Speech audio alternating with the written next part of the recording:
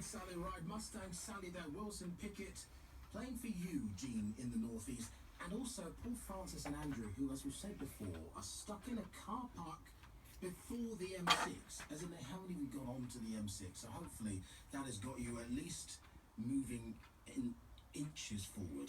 Just make that little bit of progress. So Sunday night means a new week is upon us, and guys, it's going to be a wonderful week. Of course it is. What do you look forward to?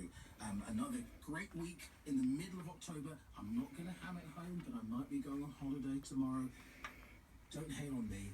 My wife and I haven't been away since January, okay?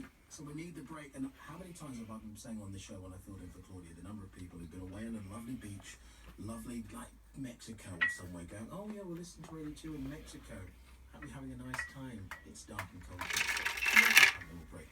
Fear not, I'll be back here on Sunday. If I'm not, then tell the airline. But yes, a great week is upon us. And here's just a couple of the things that you can look forward to. So festivals are happening with the Cambridge Festival of Ideas kicking off tomorrow.